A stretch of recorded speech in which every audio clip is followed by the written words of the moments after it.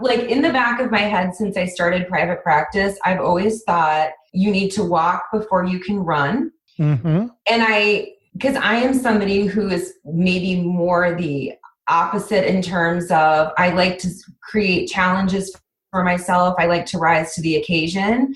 So I really want to make sure that I'm keeping integrity with my clients, with my community relationships, and I'm not really taking on more than I can do well at work.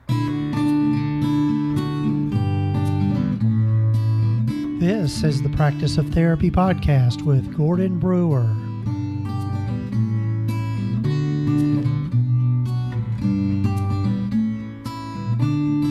This is session number 43 of the Practice of Therapy podcast. Hello, folks. I'm Gordon Brewer, and I'm so glad you have decided to listen into the podcast. If this is the first time you've been with us, I'm so glad you're here. If you've been listening before, glad you're back. And I really appreciate the people that I hear from during the week and just the comments I get about the podcast, and hopefully it's helpful information for you. It's the whole reason that I do it. But thanks for joining the Practice of Therapy podcast. You know, today I'm interviewing on this episode of the podcast. I'm interviewing a friend of mine, Kristen Breese, who's a therapist up in Illinois. She's in Naperville, Illinois, which is just outside of Chicago. But Kristen and I met when we were at a seminar, a workshop being led by Joe Sanok over at the Practice of the Practice. But anyway, we got to be good friends, and so Kristen and I are going to be talking here in a little bit about making that transition from us being a solo practitioner to a group practitioner, or having a group practice. And so stay tuned as we get to that. But one of the things I want to mention to you, and you've heard this from me before, one of the things that I think is just a big game changer when it comes to growing a practice or getting started in private practice is really when you seek out and get some coaching and mentoring with your practice. You know, I've done that myself several times in several different ways. I remember when I started to make the decision to move into group practice or start a group practice, I went and talked with just a local business consultant that was a friend of mine, and she, Kathy, helped me kind of get a vision together of where I wanted to be down the road, 5-10 years down the road. And that's a big, important piece, I think, in thinking about growing your practice, whether you decide to stay strictly as a solo practitioner, or maybe you're a solo practitioner and you're thinking about taking it to the next level and having a group practice. But my point is that, I think in order to really grow and to really have all the your T's crossed and your I's dotted, it really takes some coaching and mentoring. And so in the fall of this year, I'm recording this in the summer of 2018, but in the fall of 2018, I'm starting some mastermind groups. And what I would like to do is just personally invite you to go over to practiceoftherapy.com/mastermind and apply there. What a mastermind group is, if you're not familiar with the concept, mastermind groups are just a group of peers. It's usually the groups I'm going to hold are going to be no more than 6 people in the group, and we are going to get together twice a month for an hour each month by video conferencing. We're going to talk about our private practices and maybe some of the struggles we're running into or wanting to learn from each other. And that's the whole purpose of the mastermind group, is that you get a group of peers together and they form what is called a mastermind, in that no one person has all the answers, but when you get a group of people together, it's amazing what can happen and the things that you can learn. And you can also learn from others in terms of the problems they're having or the challenges they're facing, and hearing how they work through those. So, if you think back when we were in graduate school, all of us had to go through the supervision process. Well, this a way to think about a mastermind group is it's just simply a supervision process that's strictly focused on the business side of your practice. So I want to invite you to go over and apply there. So that's all I'm going to say about that. That's probably more than enough. So anyway, without further ado, I've got my friend Kristen Breese on the podcast today. And so here is Kristen, and I hope this is helpful for you.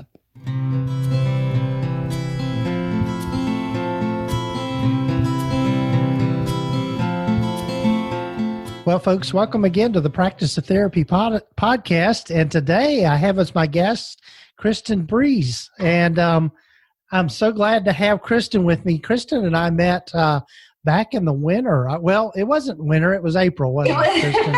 Yeah. But there was 12 inches of snow on the ground, so yeah. It felt like winter. Yeah. Kristen and I met through our friend Joe Sanok, and we were in a weekend retreat together and got to know each other. And just Kristen, is such a delight to have you with me. And starting out, just tell folks a little bit about yourself and about your private practice journey and how you've kind of landed where you are. Well, Gordon, I really appreciate you having me on. I am a therapist. I have a small, medium-sized group practice in Naperville, which is about 23 miles from Chicago. It's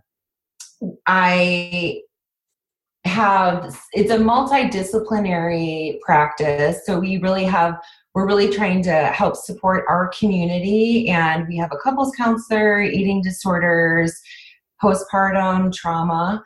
And I have worked all kinds of different things. I've done inpatient hospital, I've done community mental health, I've worked for Chicago Public Schools, and really loved private practice. So I was an individual practitioner for about 13 years, and about 2 years ago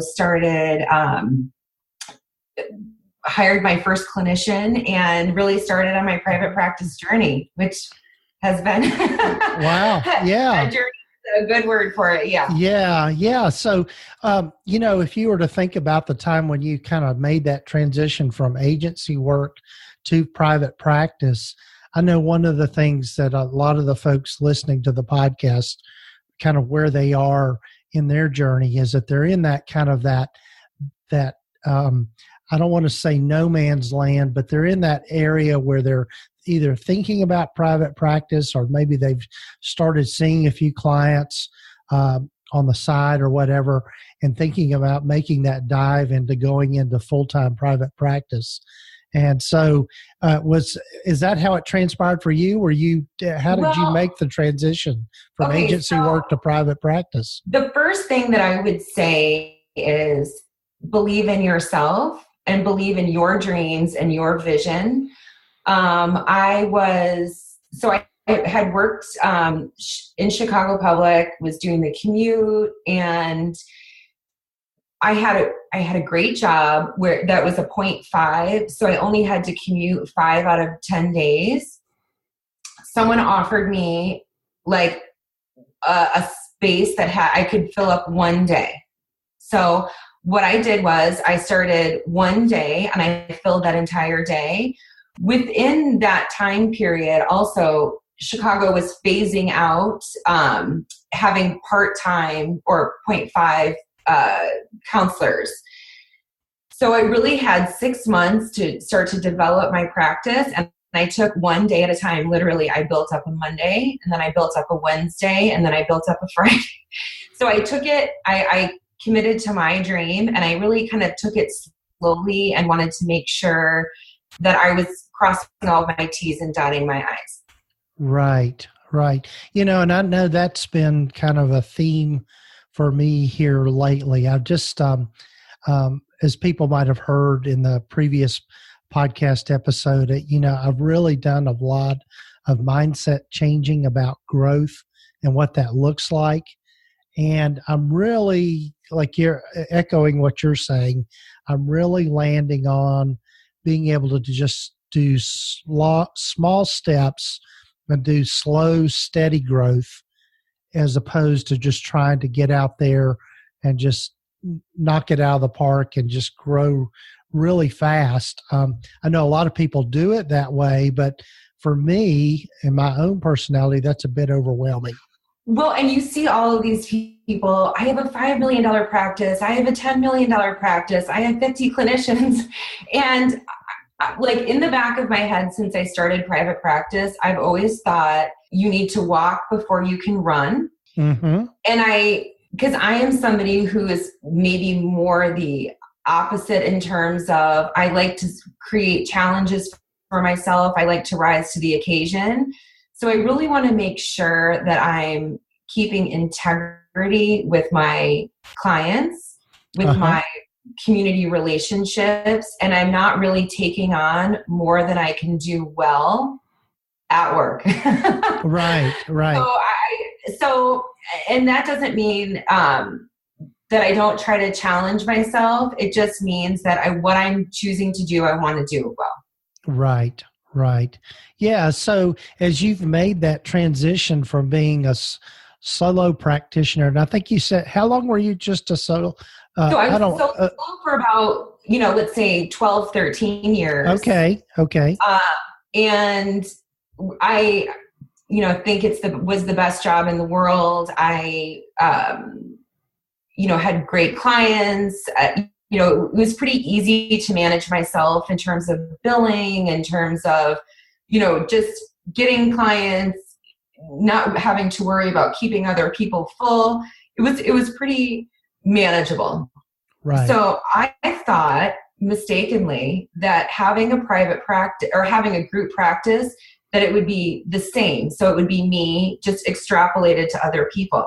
That is, there's something that happens when you go from just you to anybody else. Right. And I didn't realize that. Right. Yeah. And I think that's one of the things that I think you really have to take in consideration is that when you make that switch from just being a solo practice to then, it's not that you're answering to other people, but you have to take them into consideration with everything. Yes. And it really does change the routine fairly drastically. It does. And I think that there's so many, I'm pretty good at, let's use the word forecasting and kind of seeing things that need to happen a little bit down the road. I was surprised that there were so many things that I needed to learn and be good at in order to have a group practice. Right. What were some of those things? Okay. Accounting, hiring, interviewing lawyers to make sure that my contracts were correct, SEO, making sure that my website was up to date. I mean, all of my forms were seamless. I could get to earlier this morning, I interviewed someone. Before that, I was fixing a printer. I was fixing a door. I mean, they're really, it's so all encompassing to make sure that all of those pieces are there. And then on top of that, seeing clients and, managing clinicians. Yeah, right. Yeah. And I hadn't really thought about it like that. With my practice, I don't, how many clinicians do you have working with you now?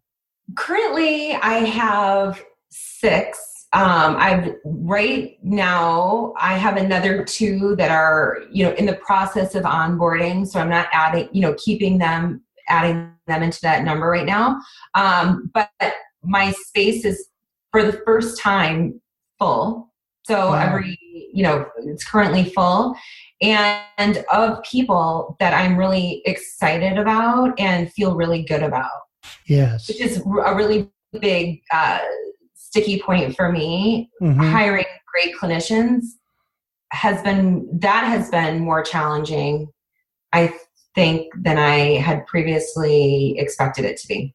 Right. Well, I guess one of the things I was thinking about to kind of backtrack a little bit is, one of the things I realize is that my practice is just a tad bit smaller than you. I've got 3 clinicians working with me right now, but and then plus I've got a part-time kind of office administrator that's doing, helping with the billing and scheduling and all of that. But it's like today is Monday, so I've got to remember to get the trash out today, and I've got to if the air conditioning goes out, I've got to get that fixed.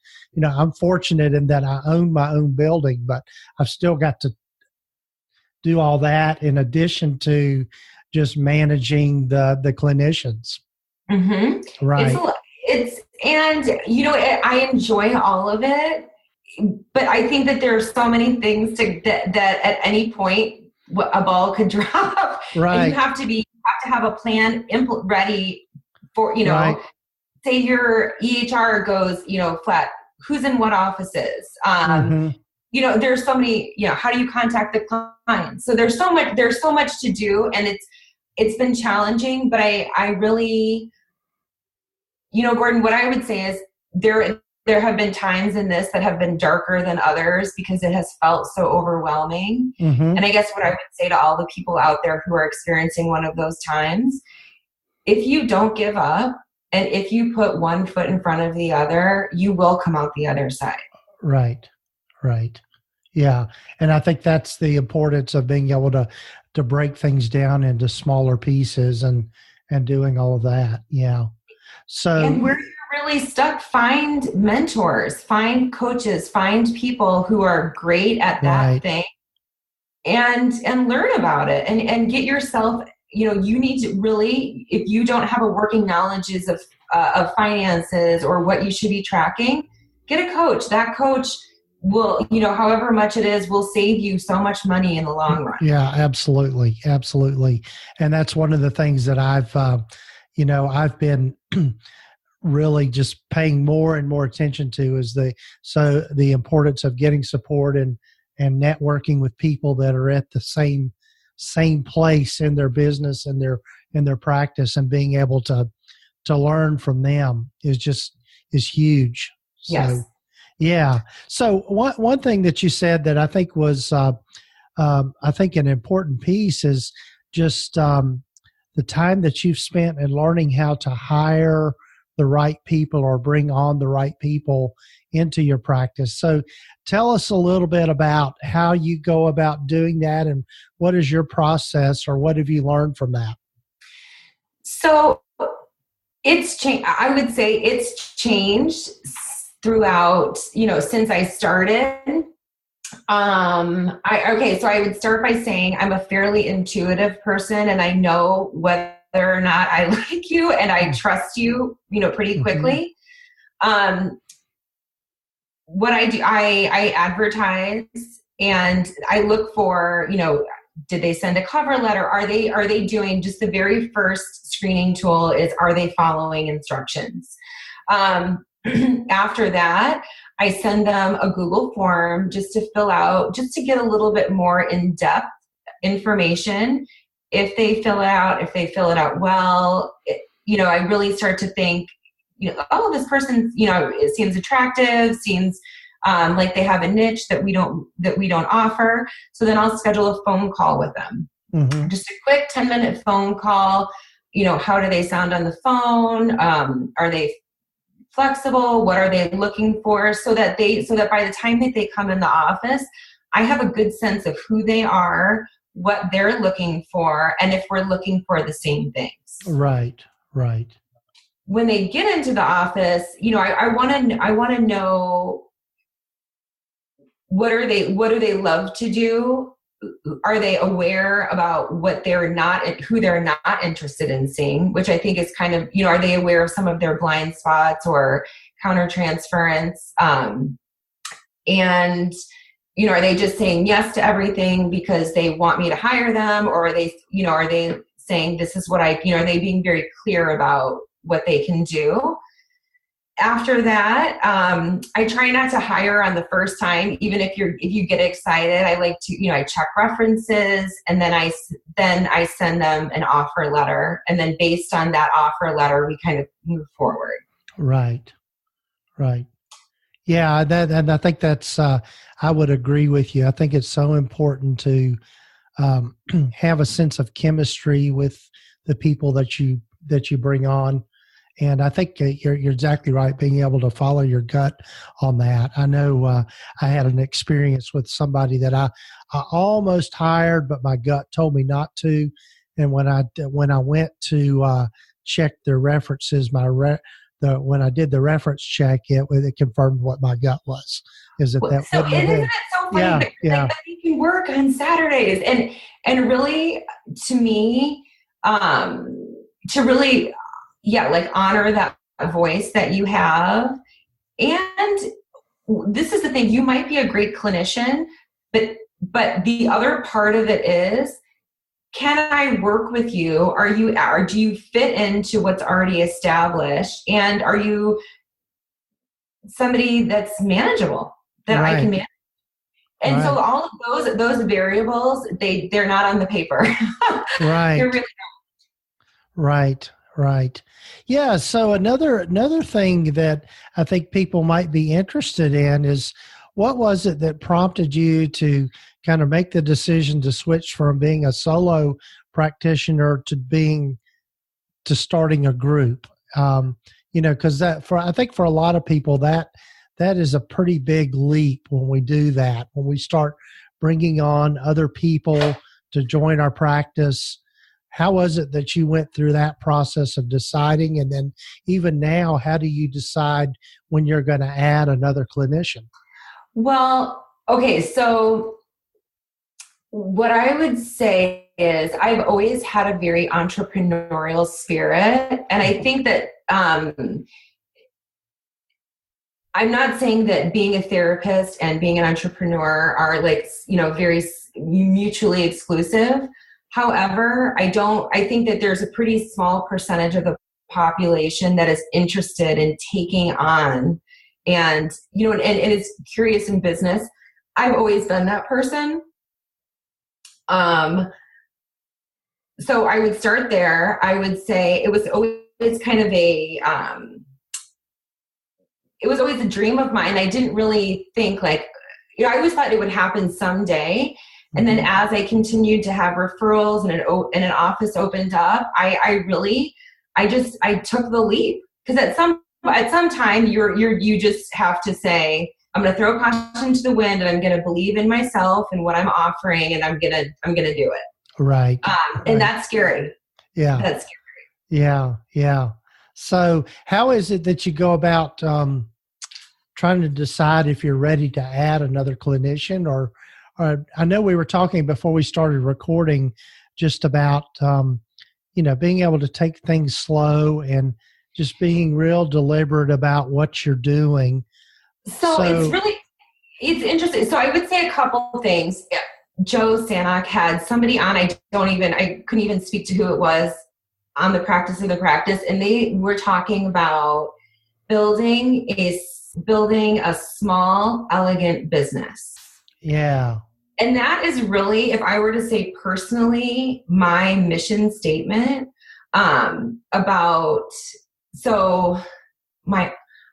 we have a beautiful space. We have, and I can talk about a little bit that later, but so I wanted to be build on my strengths. So I wanted it to be all good things happening. And I probably would have hired 10 therapists day one if I had found people that I felt like were all amazing. I didn't. It took a while to figure it out. Mm-hmm. At this point, I'm just at capacity at this current location. So I want to nurture this, develop it, have all boats rise at the same time. Mm-hmm. And I have been researching kind of another location. That's really about looking at another location, all those variables. Should it be close so it's an overflow? Should you offer a second, offer an underserved area? So, you're where you're at, and you're managing what's happening. And then you're looking ahead 3 months, 6 months, and making sure that you still have your eye a little bit ahead. Right. Right. Yeah. And I know I've heard too from folks that that have really large practices, one of the themes that I hear a lot, and I think it's so true, is making sure that that you have your systems right, that you have your things in place so that when you bring somebody new on, it's as seamless as possible. And like you said, I love that metaphor of all the boats rising together. I must say that every day. It's really, because it is having it all, and sometimes you can feel it like it's just about to happen. I think that's the exciting thing about this journey. So I would say personality wise, like before I had a CPA, when I first sat down with him, I've always had an accountant, but I've never had like a bookkeeper and a CPA. And when I sat down with him, he said, "Wow, you've done a pretty good job of managing this before it started. Not perfect. I didn't have, spreadsheets, like all the T's crossed and the I's dotted. Uh-huh. But I understand kind of what it takes." And I would say that's my personality. I'm more of like a vision person. And some of the fine tooth combing is difficult. Those are like the systems people. Mm-hmm. And I wish I had more of that. And that takes a lot of diligence and I'm working on that piece too, just even for myself. Right. And that's, I know when we met, I knew that we were kind of kindred spirits in that way. I always tell people I'm not a naturally organized person, so I have to put a lot of energy into staying organized and keeping things, focusing on the systems, because it is so important to be able to. It's so important. And I think that if we're talking about the subtext, what it tells somebody who's coming on is that this person is, you know what I mean? That this employer is, they know what they're doing. They're responsive. They have an organized system. Like I think it lends itself to how is this experience going to be working here? Right. Yeah. So, I guess another thing too is that you've built your practice. You've got the 6 clinicians that you come on. What business model did you decide to follow and why? I know, and what I'm thinking about specifically, I can't remember if you hire 1099 contractors or whether you hire people as employees. Okay, I hire people, and I think, so this really speaks to me wanting to take care of clinicians. I hire employees. Okay. And mostly because when you're a clinician, you're starting out and you're getting money from insurance companies, I don't think a lot of people really understand the business of private practice, even to be, that's not something that I was taught in graduate school, let's say. Right. So in terms of like saving money for quarterly taxes, that was not a part of, my lexicon. So in order to have a space for clinicians that is, that their expectation, that they come into work, they see the kind of clients that they want to see, they're paid, well in terms of their percentage, and they don't have to worry about, paying taxes quarterly or paying taxes at the end of the year. I think that helps make my clinicians feel more supported. Payroll taxes are stressful for an employer. Right. Payroll, and I do think that I very much, take my role very seriously, of being responsible for people's livelihood. Right. Yeah. And that's, I know that's been one of the things that I've, when we were together back in April, at Joe's seminar, that was something that I've really kind of played around with and am really looking at, is maybe switching from 1099 contractors to having more of an employee base. And it looks like I'm moving that way just for the same reasons, is that I want to be able to take care of the people that are working with me, and being able to provide some benefits and all of that sort of thing. And it's not so much about the oversight, although there is more oversight with employees versus 1099s, but it's more about being able to provide them more as an organization. I would echo that 100%. And I think, Gordon, I know that just even in my town, people have the model where they do a flat fee model. I'll pay you $30 per session or whatever it is, regardless of what insurance it is. Some people have a salary model, the 1099 model. For me, the W-2, the kind of clinician that I'm looking for is experienced, is great at what they do, and they don't want to worry about all the business stuff. So it's really about being able to retain that kind of clinician and give them the best experience, which in turn helps my practice grow because they're getting good service. Right. Yeah. So what's next for you? I mean, what do you see? What's your vision for down the road? And I'm going to conquer the world, Gordon. Okay. I would say, so currently, really the fact that my office is full, I'll put a pat on the back for that. I feel I'm very proud of that. I've just redone my website again, worked on SEO stuff. I'm speaking at a couple conferences this year. So I would say that that's just currently. I've been looking at another options for another location, and thinking that either quarter 4 this year or quarter 1 of next year, like pulling the trigger on that. And right now I'm leaning towards a space that's about 15 miles away. It's an area that's it's an underserved area. Right. They don't have, we joke in Naperville, you could throw a rock and hit a therapist because it's just, it's so saturated. But there are a lot of underserved areas that I would like to be able to provide, good treatment for. So I guess that's kind of my next journey. And then ultimately, I'd really like to have a non-for-profit. And just kind of help create healing in the universe. I mean, doing my part to help the world be a better place. Right.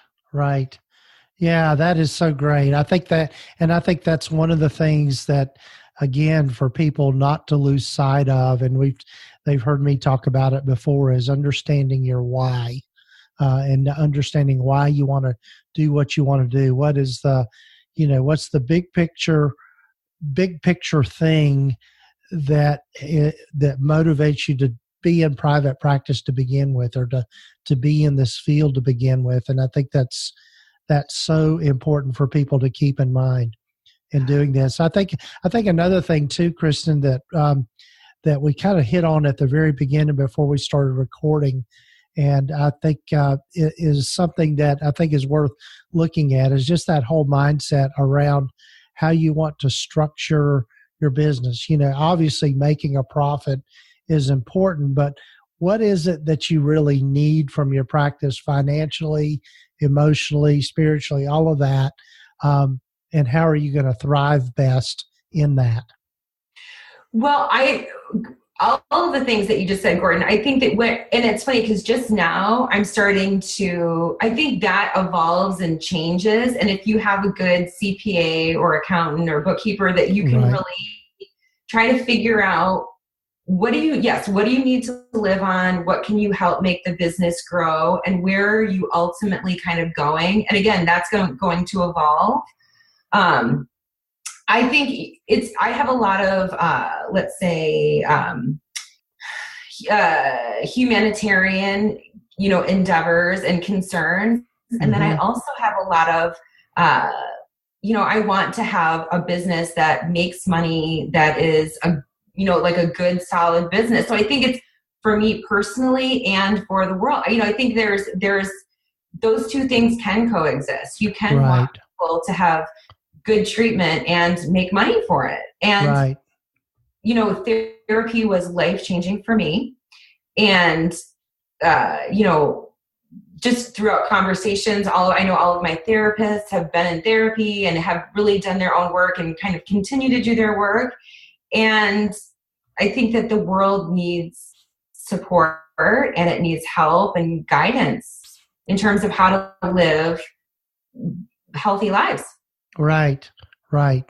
Yeah, I think that's so true. And I think one of the big motivating factors for a lot of people that go into private practice is they're looking for a better way to manage that whole life balance thing that you're speaking of. I know you mentioned, we were talking before we started recording just about, okay, how's your summer been? Well, it's been kind of hectic. And you were talking about having to run your kids here and there and, being able to take the time off to do that. Yeah, I leave work to pick up Liam at, football, drop him off. I mean, it's definitely, but I think the flexibility as he's gotten older, if I wanted to take off a Wednesday afternoon to be, to do art appreciation at school or go on a field trip, I could do that. Right. If I wanted to, so the downside is that when you go on vacation, there's no PTO time, but really that's okay because you can manage I was able to manage myself and understand what I needed for it. And I was so glad to be at every football game and basketball game. Yeah, absolutely. I joke that during basketball season, I lose like $10,000 or, whatever, unimaginable number it is, but I wouldn't change it for the world because I want to be able to be there. Right. Right. So I think even the flexibility for my clinicians to be able to, go to a doctor's appointment, do this. They're professionals. You're able to manage yourself. You need to be on, you can do that. Yeah. Yeah. Right. Wow. Well, Kristen, this has just been a great conversation. I'm so glad we finally made it work. I know we've been trying since April to get our schedules together, and both of us just being busy and all this life stuff. I'm so grateful to be on here. I'm so proud of you. And meeting everybody at Joe's retreat was, it's so great to be around other, group practice owners, and any way that I can help, I'm happy to do that. Well, great. So real quickly before we leave, is there anything else that you would want everyone to know, to keep in mind, or to think about as they go through this private practice journey? Believe in yourself. Believe in yourself. You could have a bad day where things start to fall apart, cry, read a book, have a glass of wine, wake up the next day, put your, feet on the ground and just face your problems, face what's going on and really deal with it. It's painful, but it really gets you to the other side, and just believe in yourself that you can overcome any obstacle. Right. Well, thanks so much, Kristen. I'm so glad. And we'll hopefully talk again here soon. Anytime. Thanks. Thanks.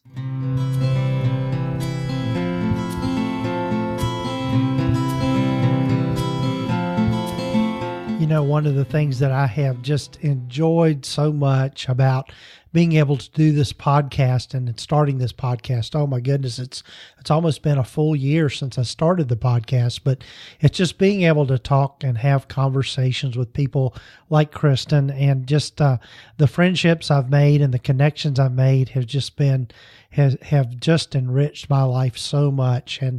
And I hope it's enriching your life as well, and thinking about your practice and your journey and what you're doing with your clients and all that you do to help people. That's really the thing, I guess, that is just so encouraging to me as I move through this and get to meet people either online or through the podcast or just in person. There's so many great, genuine, helping and loving people out there that are in our professions, and I'm just thankful for that. And that's I guess one of the things that occurred to me just listening again to my conversation with Kristen. So thanks again, folks, for joining me on the podcast. Do go over and, as I mentioned at the beginning, think about joining a mastermind group with me. I'd love to have you, and we can just begin that conversation. I don't know if I mentioned the URL for that, but just go to practiceoftherapy.com/mastermind, and you can get more information about that and fill out the online application to begin the conversation about starting in a mastermind group. And if you haven't done so already, go ahead and subscribe to the podcast wherever you might be listening to it, whether it be on Apple Podcasts or iTunes or Stitcher or Google Play or even on Spotify. If you'll go over and subscribe to the podcast, that helps with our ratings, and take the time to give us a rating on those whichever platform you listen to it on. That just helps boost the ratings and makes the podcast more available to others. So take care, folks, and we'll be talking with you later.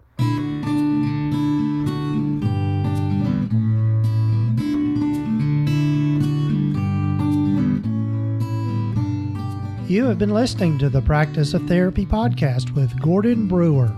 Please visit us at practiceoftherapy.com for more information, resources, and tools to help you in starting, building, and growing your private practice. If you haven't already, please sign up to receive the free private practice startup guide at practiceoftherapy.com.